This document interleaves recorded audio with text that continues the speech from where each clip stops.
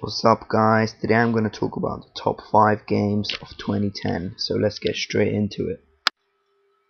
So number 5 goes to Fallout New Vegas. This was actually my first Fallout game. I thought it was going to be much better, but when I bought the game, straight off the beginning it started lagging so much that the game didn't make sense, and I decided to sell it. But then as I was watching other people's playthroughs, it turned out to be quite a good game with a decent story mode, and the map is really huge on that game. You get a lot of good weapons, loads of options that you can do, although there is no online in the game. That's why they made the story really long. There's loads of stuff to unlock in the game. There are also 2 downloadable contents that are coming out. I know that one of them is called Dead Money, and I think it's already out, but that's pretty good that they're making downloadable contents for games that don't have online, because that means that the person doesn't have to sell the game straight away after they finish the story mode. And yeah, that's Fallout New Vegas, 5th place. Now for the 4th game of 2010 goes to Call of Duty Black Ops. I owned this game, I finished the campaign, and I really loved the campaign because it standed out from other Call of Duty games.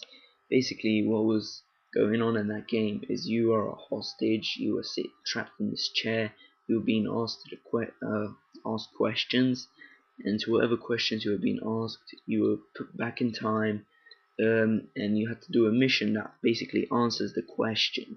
So I thought that was pretty decent. Also had really good story mode linking to Call of Duty World at War. You had such characters as Reznov, which was in World at War. Also this game has online mode, and the new thing that Call of Duty has done is customization of weapons and your character that you actually play as. You can put like facial masks, you can change clothes, so that was a really good thing to add in this game. But also what this game has is a great menu where you can actually get out of the torture chair, you can go to the computer at the back of the chair, and you can type in some codes such as Dead Ops Arcade, which is actually a little arcade game where you run around killing zombies. So that was a pretty good thing to add.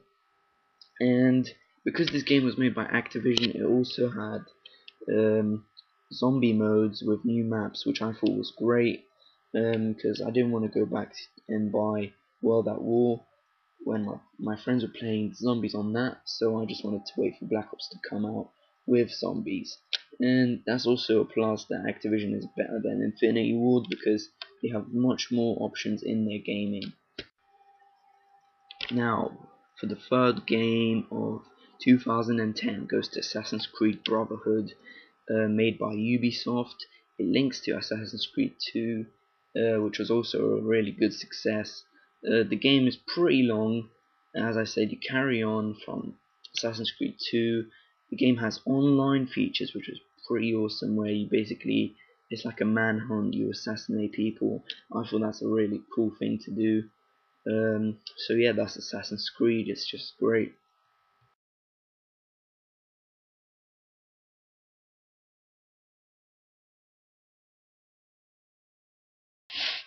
Now, the 2nd game of 2010 goes to Heavy Rain, a game made by Quantic Dream, the same people that made Indigo Prophecy in 2005, if I'm not mistaken.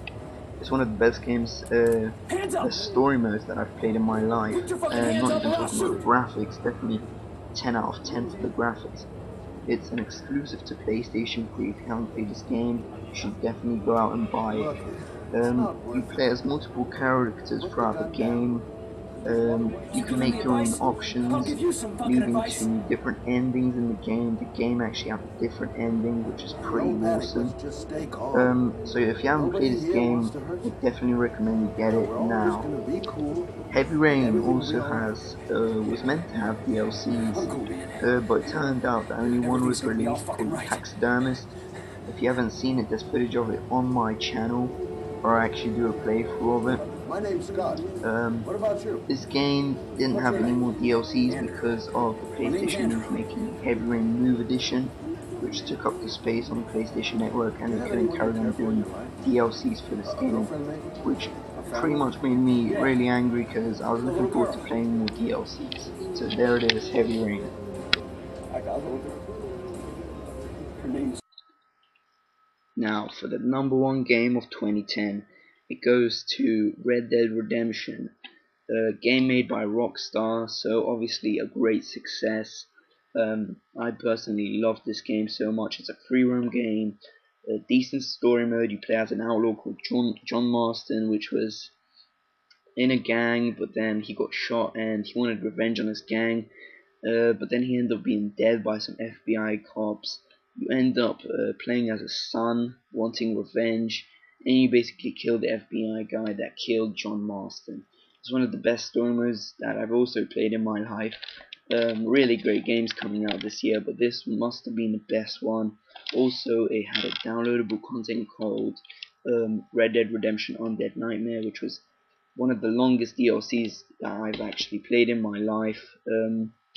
It's like a story mode. It's like a short story mode, and it has online features of survival mode against zombies, and it has loads of add-ons such as undead horses which you can catch when you find them in different places around the map. Also, huge map in the original Red Dead Redemption.